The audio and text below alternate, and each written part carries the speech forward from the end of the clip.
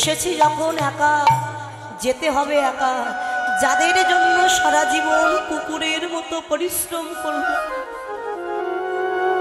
এই সংসারে কি না করলাম বলুন। বাবা সারা জীবন কুকুরের মতো পরিশ্রম করে ছেলে মেয়ে স্ত্রী সংসারে আত্মীয় স্বজন যারা আছে তাদের জন্য সারা জীবন কাজ করেছে, নিজে অসুস্থ হয়ে পড়লো।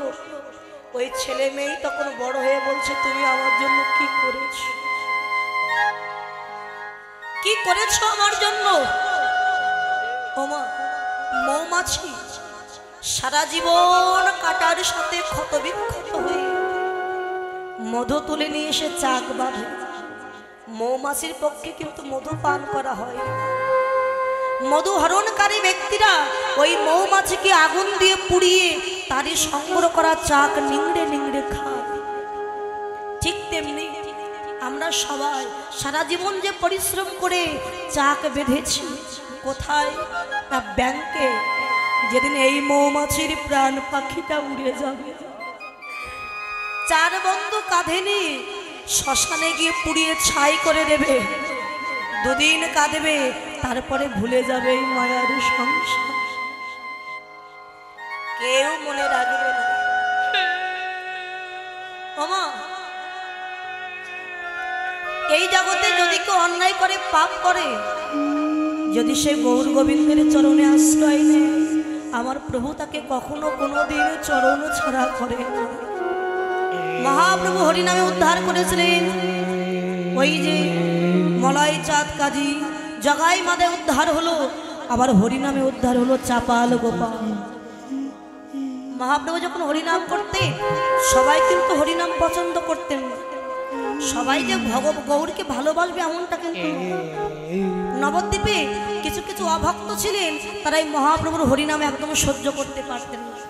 তাদের মধ্যে তর্ক চূড়ামণি, তর্কালঙ্কা, এই যে দুই ব্রাহ্মণ চিন্তা করলেন দুদিনের ছেলে নিমা দিন রাত শুধু হরি হরি হরি বলে পাগল, কাউকে খেতেও দেয় না, বসতেও দেয় না, ঘুমাতেও দেয় না, হরি হরি বলে পাগল করছে। তাই হরিনাম বন্ধ করতে হবে। বলে আমরা একা তো পারবো না, তাই একটা জোট তৈরি করতে হবে। চলো আমরা জগাই মাধাইয়ের কাছে যাই। জগাই মাধাই, আরে আগে ওরা মদ খেত, এখন পরম বৈষ্ণব হয়ে গেছে। চলো চাঁদ কাজীর কাছে যাই। চাঁদ কাজী আগে হরিনামের বিরোধী ছিল, কিন্তু এখনো সে বড় ভক্ত হয়ে গেছে।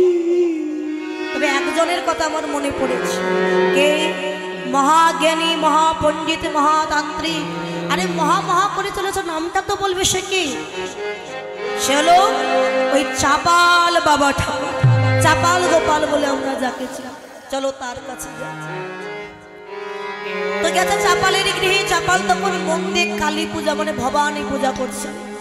সে তো কালীর সাধক ছিল বাবা, তো মন্দির ভবানী পূজা করছে। তার গৃহে যখন জয় দিয়েছে, জয় হোক চাপাল বাবা ঠাকুরের জয় হোক। চাপাল গোপাল বললেন, কে কে তোমরা আমার জয়ের ধ্বনি করছো? আগে আমার নাম তর্ক চূড়ামণি, আরো তর্কালঙ্কা। ও তর্কালঙ্কা, তা বলো কেন এসেছো? এই যে চাপাল, তোমার এই মা কালীর পূজার বেশি দিন চলবে না। কেন? ওই যে নিমাই বেটা আছে না, দিন রাত শুধু হরি হরি বলে পাগল, কাউকে খেতেও দেয় না, বসতেও দেয় না, ঘুমাতেও দেয় না। ওই মরা গরুর চামড়া কেটে খোল তৈরি করেছে। খোলগুলোর বাদিকটা কি বলে জানো? দেদো দেদো। আরে ডান দিকটা কি বলে জানো? চিড়িয়ান চিড়িয়ান। আরে করতালগুলো বলে মেঘে চোখে খায়। দিন রাত শুধু হরি হরি বলে পাগল। চাপাল বললেন, আমরা একভাবে মাকে ডেকে সুখ পাই, আর নিমাই যদি হরিনাম করে সুখ পাই তো পাক না। যে যাকে ডেকে সুখ পাবে তাকেই ভজন না চলবে না। ওরা হরিনাম তো করে না, হরিনামের পরিবর্তে কোনো যুক্তি পরামর্শ করে। ওরা শ্রীবাসের ঘরের দুয়ার বন্ধ করে দিয়ে গোপনে ওরা কোনো যুক্তি পরামর্শ করে। চাপাল গোপাল বলবো সত্যি তো, হরিনাম যদি করবে সবার সামনে প্রকাশ্যে হরিনাম করবে, কেন কপাট বন্ধ করে হরিনাম করবে? এই যে ব্রাহ্মণগণ, তোমরা চিন্তা করো না, ঘরে ফিরে যাও, আমি এর একটা ব্যবস্থা করব। ওই যে কুসঙ্গে পড়ে গেছে, সৎ মানুষ যদি কুসঙ্গে পড়ে যায়, ভালো মানুষও খারাপ হয়ে যায়। এই জন্য বলে সাধুর সঙ্গ করো, চোরের সঙ্গ করো না, জীবনে তোমার খারাপ ছাড়া কখনো ভালো হবে না। অসৎ সঙ্গ করো না। তা যখন নির্জন নিস্তেষে তো কালীর সাধক, যাতে হরিনাম বন্ধ হয়ে যায়, গেছে ঘোর নিশিতে ওই শ্রীবাসীর গৃহে। দেখতে সত্যি ঘরের দুয়ার বন্ধ। ব্রাহ্মণগণ তাহলে তো ভুল বলেন, দেখে তো কি আলোচনা হচ্ছে। দুয়ারে কান পেতে শুনছে ভিতরে কি আলোচনা হচ্ছে। ভিতরে মহাপ্রভুকে ঘিরে ভক্তগণ হরিনাম করছে আর বলে, প্রভু তুমি তো সেই ব্রজের কানা, নদী আই হয়েছ নিমা, তুমি যদি না আসতে কে বলো আমাদের হরিনাম শ্রবণ করাতো। তুমি তো সেই বৃন্দাবনের কৃষ্ণ এসেছো আমাদেরকে হরিনাম উদ্ধার করবার। যেই বলেছে তুমি সেই কৃষ্ণ, ক্রধান্বিত হইলেন চাপা। দুদিনের ছেলে নিমা, রাধা কৃষ্ণ নাকি মিলেমিশে তার মতো এসেছে। আরে ভগবান যদি বলতে হয় আমায় বলো, আমি মহাজ্ঞানী মহাতান্ত্রিক, না বলে ওই নিমাইকে ভগবান বলছে। নিমাই কেমন ভগবান আর একটু পরীক্ষা করতে হবে। এই ঘরের দুয়ারে ঝুলে দিলাম পাঠার মাথা, এই রক্ত চন্দন রক্ত জবা দিয়ে সিঁদুর আলতা দিয়ে তান্ত্রিক মতে কালীর পূজা করেছে, যাতে হরিনাম বন্ধ হয়ে যায়। দিয়ে চাপাল গোপাল ঘরে ফিরে গেছে। প্রভাতকালে মহাপ্রভু বললেন, শ্রীবাস যাও, কপাট খুলে দাও, ভক্তদের নিয়ে আমি নগর সংকীর্তনে বাহির হব। শ্রীবাস যখন মনের আনন্দে হরিনাম গাইতে গাইতে কপাট খুলে দিয়েছে, দেখছে কি কে যেন আমার গৃহের দুয়ারে ওই পাঠার মাথা ঝুলিয়ে দিয়ে গেছে, রক্ত চন্দন রক্ত জবা দিয়ে তান্ত্রিক মতে কালী পূজা করে গেছে। গৌর হরি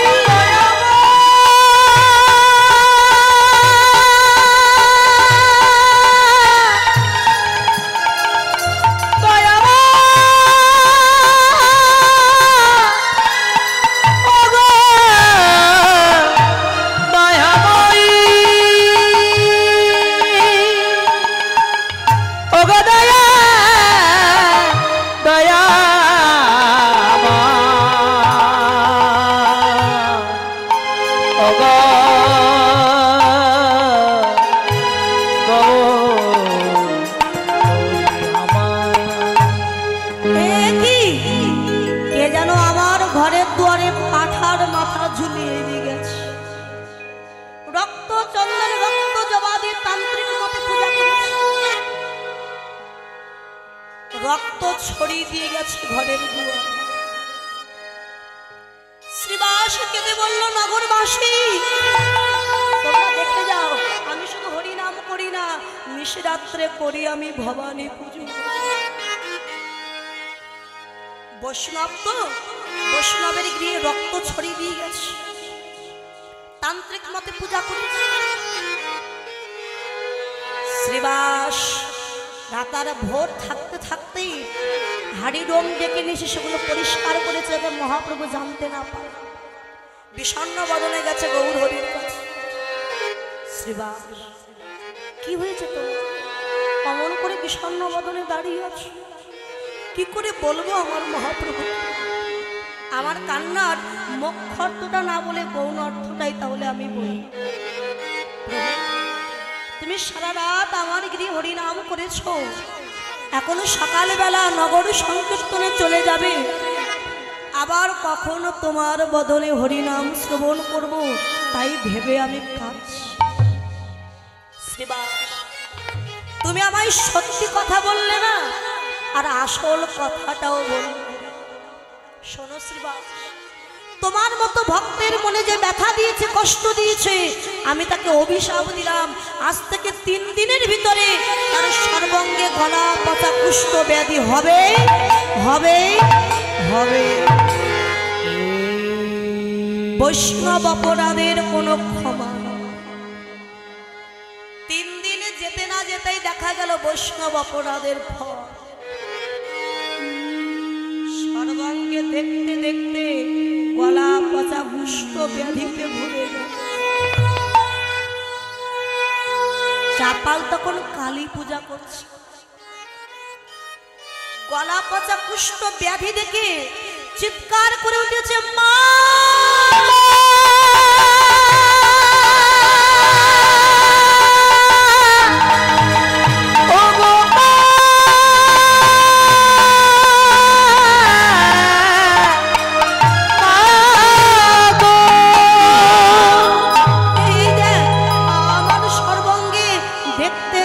গলা পচা কুষ্ঠ ব্যাধিতে ধরে গেল। তোর পূজা করতে গিয়ে কোনোদিন তো এত জ্বালা এত যন্ত্রণা আমার হয় না। কেন এত জ্বালা, কেন এত যন্ত্রণা আমায় বল, একবার দেখা দে মা, একবার দেখা। যেই না মা কালীর নাম স্মরণ করে কাঁদছে, মা কালী দৈব যোগে আমার চাপালকে ডাক দিয়েছে, চাপাল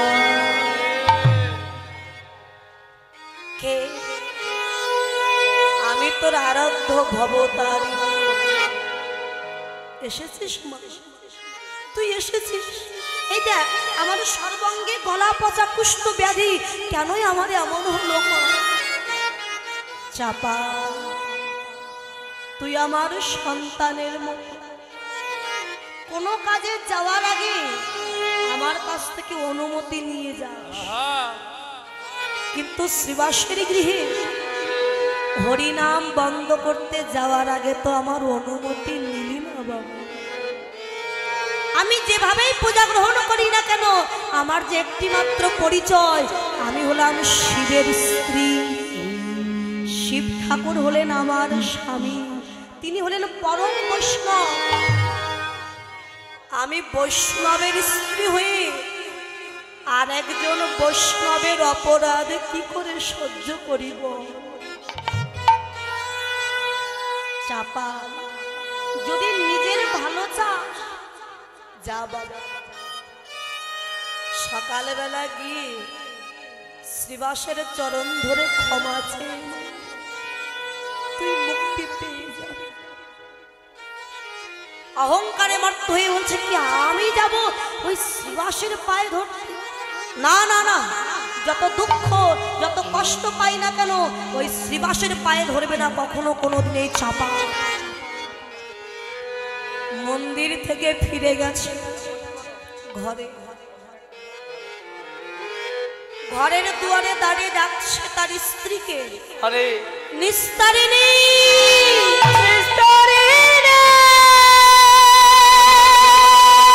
দরজা খোলো, নিস্তারিণী দরজা খোলো। কি স্বামী, তোমার সর্বাঙ্গে এমন গলা পচা কুষ্ঠ ব্যাধি হলো কি বলে? লোক দেখে যাও, আমার স্বামী কার ক্ষতি করতে গিয়েছিল বলে তার সর্বাঙ্গে গলা পচা কুষ্ঠ ব্যাধি হয়েছে। ও স্বামী, তুমি এই গলা পচা শরীর নিয়ে কি আমার ঘরে থাকবে না? স্ত্রী দেখুন কেমন, এই পচা শরীর নিয়ে ঘরে থাকবে? তাহলে আমি কোথায় যাব? তুমি আমায় কি করতে বলছো? না আমি বলবো কেন, ওই গ্রামের লোক বলছিল তোমার যে রোগটা হয়েছে যতদিন না ভালো হয় তুমি যদি একটু ওই গোয়াল ঘরে গিয়ে থাকো। নিস্তারিণী আর রাগ করছো কেন? আমি তোমার দেখাশোনা করবো, আমি কথা দিই। বেশ, আমি যদি চলে যাই, তোমরা যদি সুখে থাকো, তোমাদের মঙ্গলের জন্য আমি এই ঘর থেকে চলে যেতেও রাজি। গোয়াল ঘরে ফেলে রেখেছি, সারাদিন একবারও দেখতে যাই, ওই একবার দুটো খেতে দেয়, দূর থেকে প্লেট তেমন করে ছুড়িয়ে দেয়। জল পিপাসায় তার মুখটা যেন ফেটে যাচ্ছে, গোয়াল ঘর থেকে ডাক দিয়েছি, নিস্তারিণী একটু জল দাও।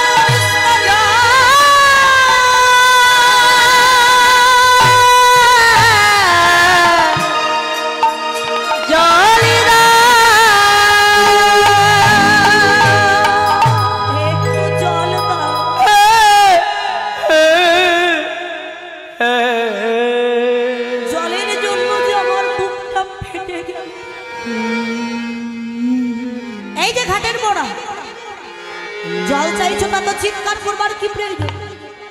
দাঁড়াও, আমি জল এনে দিচ্ছি।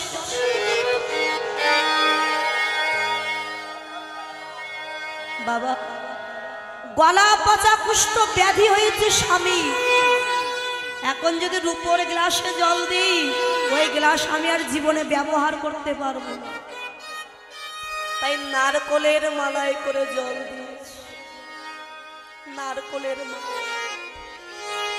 নারকলের মালায় করে জল নিয়ে হাতে মাটিতে বসে দিয়েছি।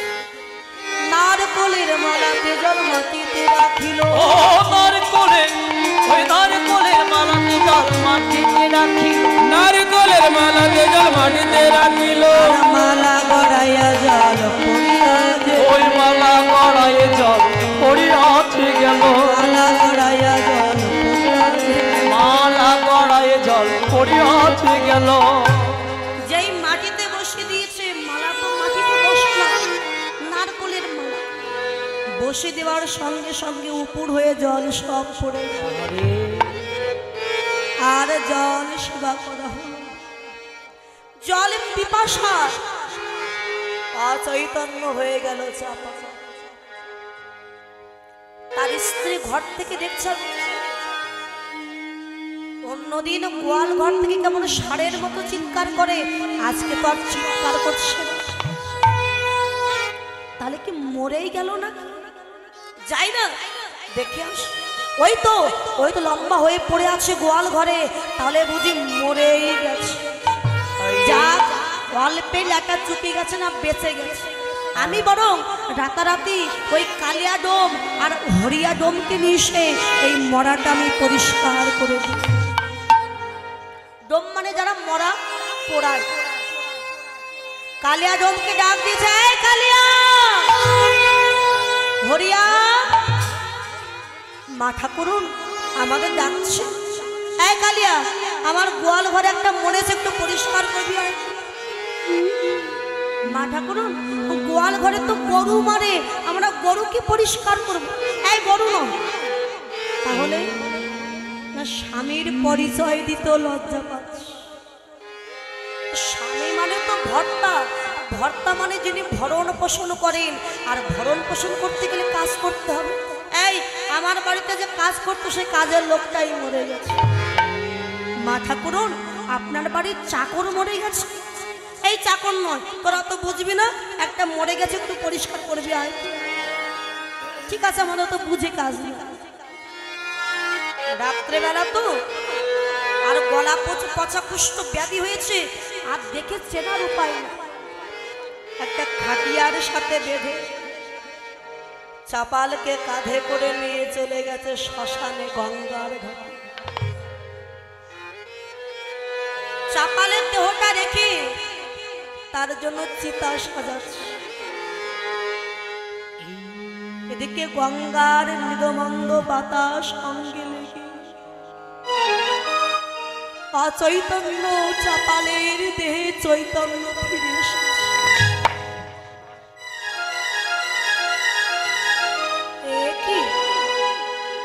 এটা আমি কোথায়? এ তো আমার বাড়ি নয়, এ কোথায়? তাকে দেখছে ওই কালিয়া ডোম আর হরিয়া ডোম কার জন্য যেন চিতা সাজাচ্ছে। ডাক দিয়েছে খাটিয়ার উপরে বসে, কালিয়া, হরিয়া, ও কালিয়া, একবার এদিকে আয়।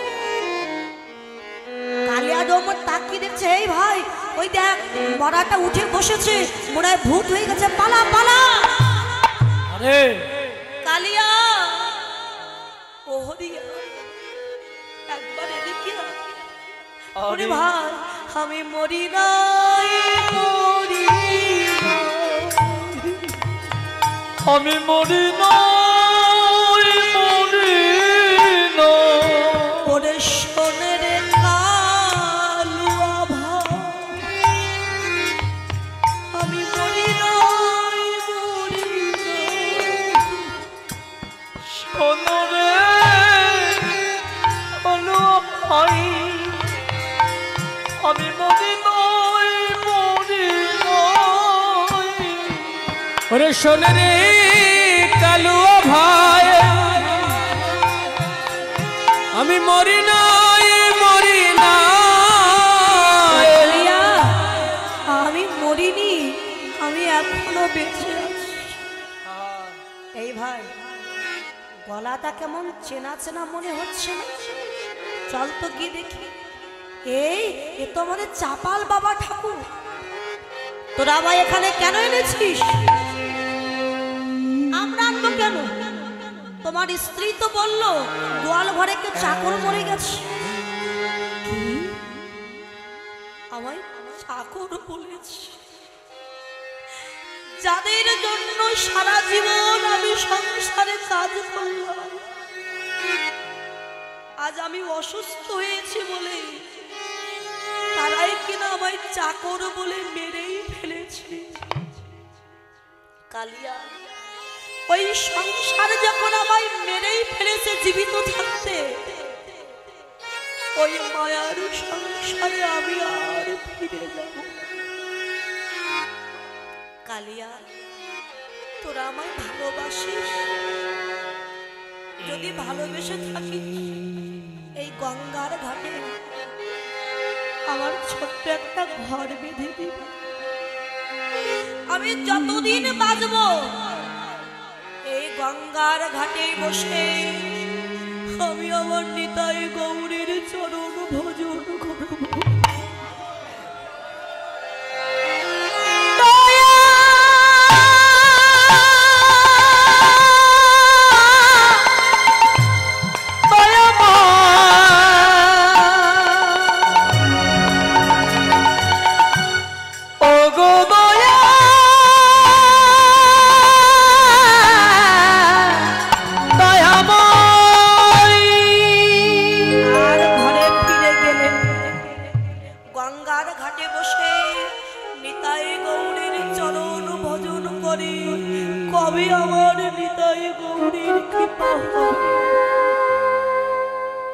একদিন নিতাই গৌর হরিনাম করতে করতে ওই গঙ্গার ঘাট দিয়ে আসছে। ওই তো আমার নিতাই গৌর আসছে। আজকে গিয়ে আমি নিতাই গৌরের চরণে আশ্রয় নেব। নিতাই গৌরকে দেখে ছুটে গিয়ে নিতাই গৌরের চরণে আছাড় খেয়ে পড়েছি। ওগো নিতাই, ওগো গৌর, গ্রাম্য সম্পর্কে আমি তোমার মামা। লোক সব নিস্তারিতে তোমার অবতার। মুই বড় দুঃখী, মরে করো। চুপ করো, চুপ করো চাপা। মিষ্টি মিষ্টি কথা বলে তুমি আমার মন ভোলাতে পারবে না চাপা। তুমি যদি আমার কাছে অন্যায় করতে আমি ক্ষমা করে দিতাম, কিন্তু তুমি অন্যায় করেছো আমার প্রিয় ভক্ত শ্রীবাসের কাছে। বৈষ্ণব অপরাধের ক্ষমা নাই যতক্ষণ বৈষ্ণব না কৃপা করবে। যাও শ্রীবাসের চরণ ধরো, সে তোমায় যদি কৃপা করে। এতদিন পরে হলো তার প্রথম অনুশোচনা।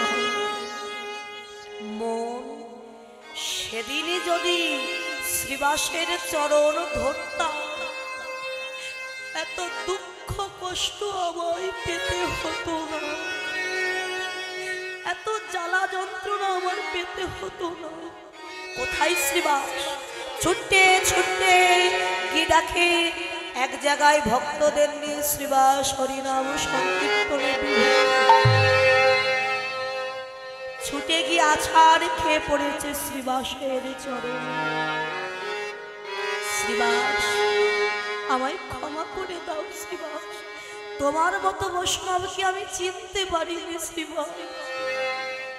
যখন চাপালের নয়ন জলে শ্রীবাসের চরণ ধৌত হয়ে যাচ্ছে, শ্রীবাস বলে চাপাল রে, তুই অমর করে আর কাঁদিস না।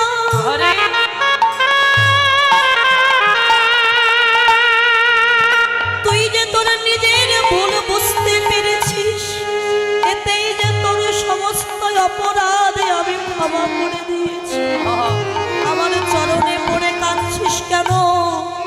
আমার চরণে নো একবারে আয়াই ভক্ত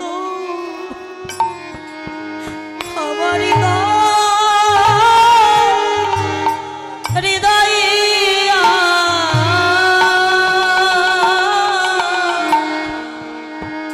একবার আয়া আয়াই ভক্ত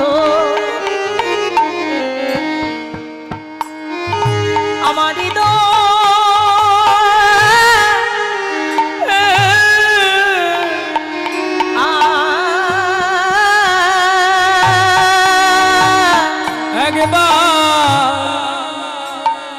একবার আয়া ভক্ত আমার হৃদয়ে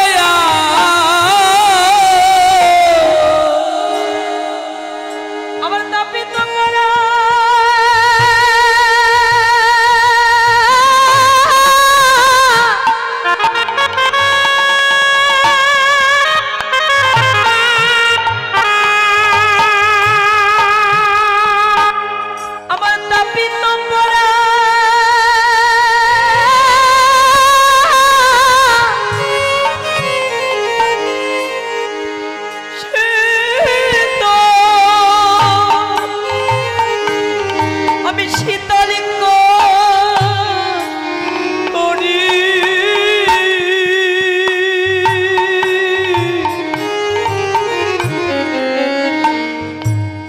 একবার আয়া আয়াই ভক্ত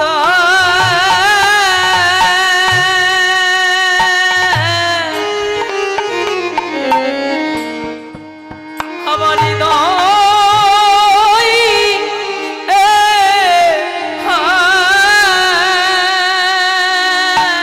ওরে আমার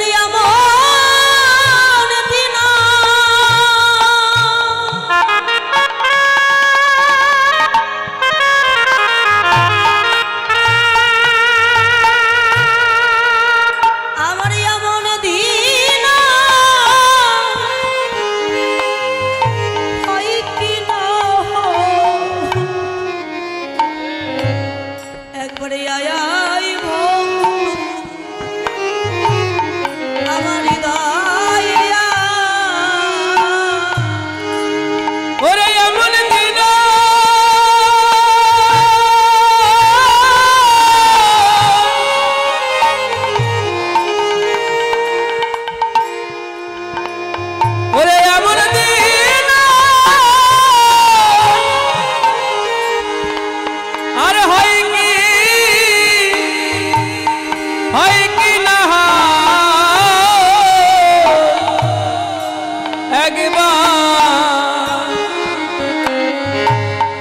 একবার আয়া ভক্ত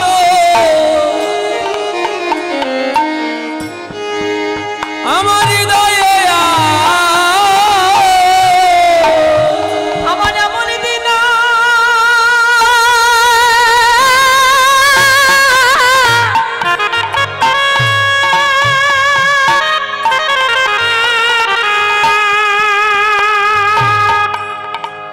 আমার এমন দিন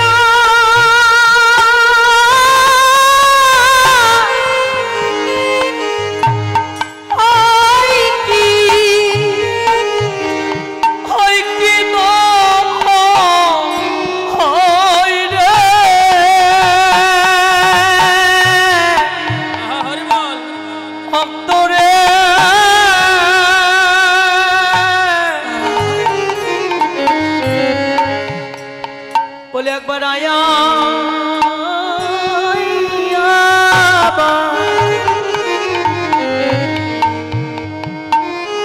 আমার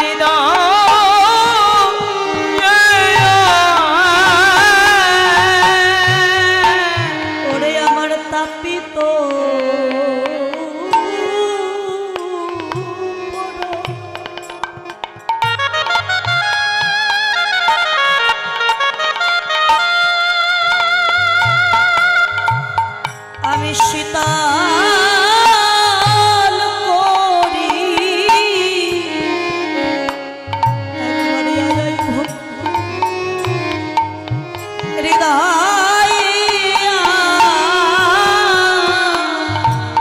তপিত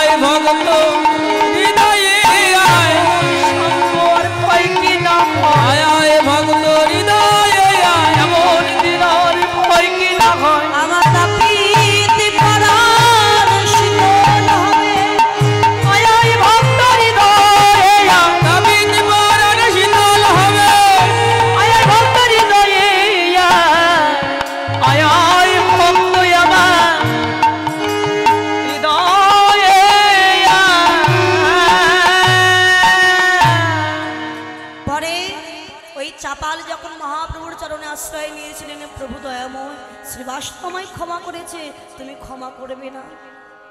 শোনো, যে বৈষ্ণবের অপরাধ থেকে মুক্তি পায় আমি তার ক্ষমা করার কে বলো? তুমি যে শ্রীবাসের কৃপা পেয়েছো এতেই আমি আনন্দ পেয়েছি। যাও যাও চাপাল, তুমি ঘরে ফিরে যাও। ওই যে শ্রীবাসের পরশ পেয়েছিল না বাবা, তার মতো বৈষ্ণবের পরশ পেয়ে চাপালের সর্বঙ্গ হতে গলা পচা কুষ্ঠ ব্যাধি দূরীভূত হয়ে গিয়েছে। না প্রভু, যে হরিনামের কৃপায় আমি আমার সমস্ত জ্বালা যন্ত্রণা ব্যাধি থেকে মুক্তি পেয়েছি, সেই ঘরে আমি আর ফিরে যাব। নিস্তারিণী জানতে পেরে ছুটে এসে স্বামীর চরণে আছাড় খেয়ে পড়েছে, স্বামী আমি অন্যায় করেছি, তোমার সঙ্গে আমায় ক্ষমা করে দাও। না নিস্তারিণী, তোমায় আমি আর ক্ষমা করব না। আমি অসুস্থ হয়েছিলাম বলে তুমি আমাকে মরা বলে মেরেই ফেলে দিয়েছ, আমি তোমায় গ্রহণ করব না। মহাপ্রভু বললেন, চাপাল তুমি নিস্তারিণীকে ক্ষমা করে দাও। না প্রভু, ওই নিস্তারিণী আমার সাথে কি ব্যবহার করেছে তুমি জানো না প্রভু? আমি সব জানি। শোনো চাপাল, ওই নিস্তারিণী তোমাকে যদি ঘর থেকে বাহির করে না দিত, তুমি কি কখনো এই ভজন পথে আসতে পারতে? তাই নিস্তারিণী তোমার ভজন পথের গুরু হয়ে তোমায় ভজনের পথ দেখিয়ে দিল। যাও। না প্রভু, আমি ঘরে যাব না, আমায় শুধু আশীর্বাদ দাও, তোমার চরণে আমায় একটু যেন আশ্রয় দাও।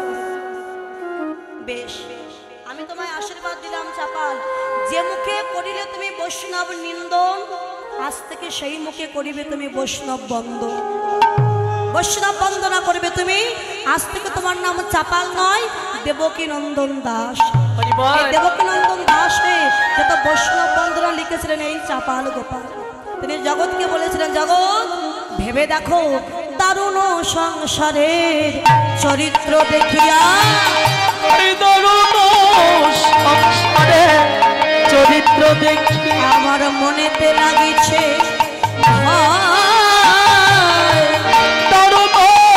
সংসারে চরিত্র দেখি আমার মনেতে লাগিছে।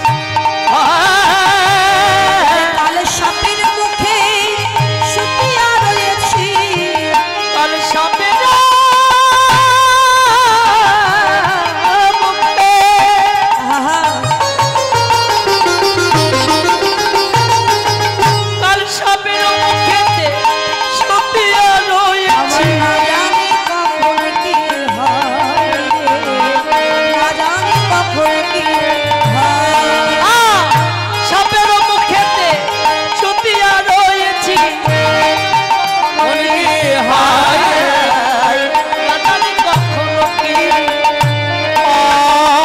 সুখের লাগিয়া এ ঘর বাঁধিল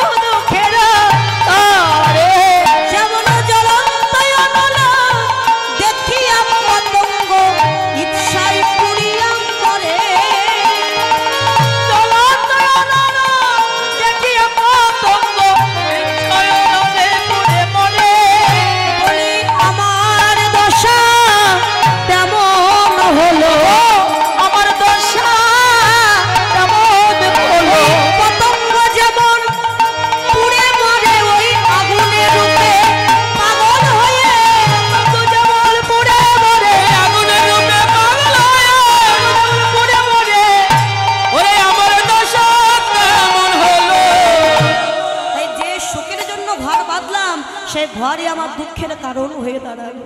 তাই মন যদি ভজন করতে হয় সকাল সকাল গৌর গোবিন্দ চরণ ভজন করো, ইহা ছাড়া তোমার আর কোনো উপায় নেই। একজন দিদি ভাই 100 টাকা দান করেছেন, কৃষ্ণ ভক্ত বাবু, তিনি 200 টাকা দান করেছেন। এই দান যেন কৃষ্ণ চরণে পৌঁছে যায়, কৃষ্ণ ধনের ধনী হয়ে মানব জীবন ধন্য করতে পারে। হরি বল হরি বল। তাই গঙ্গার করে দাঁড়িয়ে মহাপ্রভু আমার ধবলে শ্যামলি বলে ডাক দিয়েছে, ধবলে শ্যামলি বলি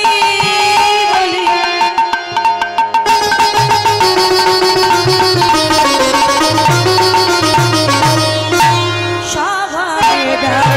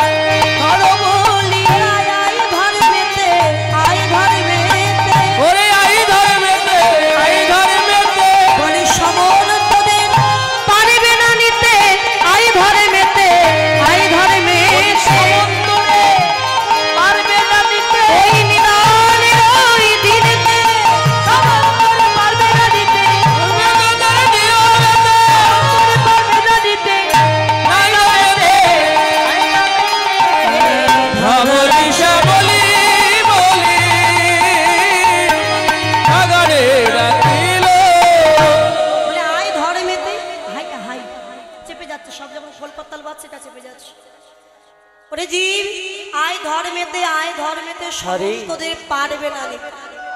যদি ধর্মেতে মেতে আসতে পারে, ধর্মটা কি কলিযুগে শ্রীমদ্ ভগবতী প্রমাণ দিয়েছেন, কৃতে যোদ্ধায় তো বিষ্ণু ত্রেতায়ং যা যত মখই তারপরে পরিচর্যায়ং কালো তধরি সংকীর্তনা। সত্যযুগে সাধনা করে ভগবান পাওয়া যেত।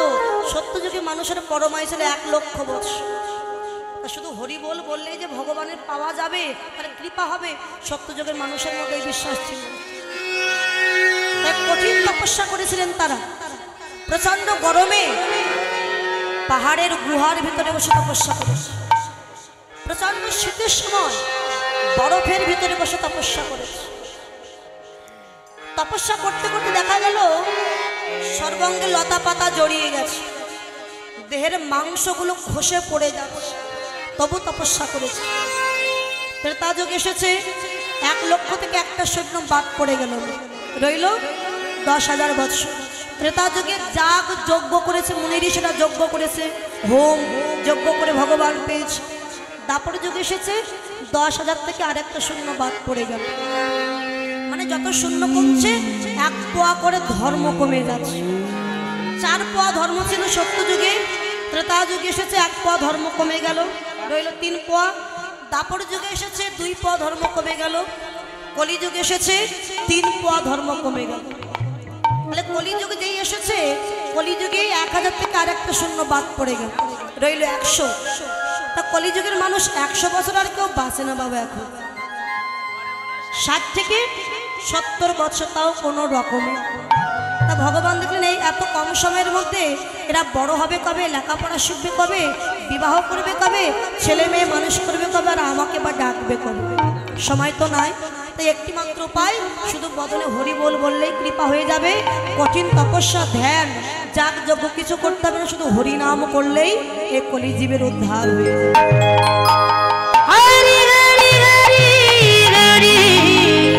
হরি বল হরি বল হরি বল। তাই মহাপ্রভু বললেন, আয় ধর্মেতে ধর্মে মেতে মেতে হরি নামে মেতে আয়। বলি শ্যামলি শ্যামলি শ্যাম ভব অবলম্বনে শ্যামলি, শ্যাম ভাব অবলম্বে শ্যাম ভব অবলম্বনে শ্যামলি, শ্যাম ভাব অবলম্বনে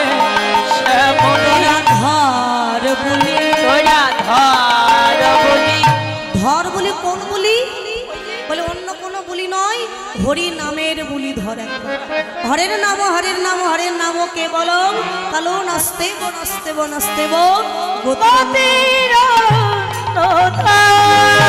নাম বিনা জীবের গতি নাই গতি নাই গতি না বদন ভরে নাম কেবা সিংহাবে মোরা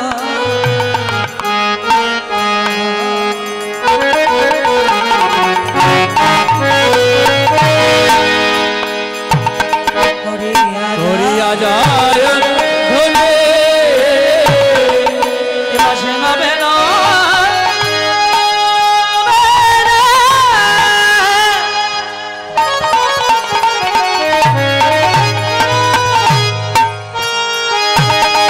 সিংহাবে মোড়ালি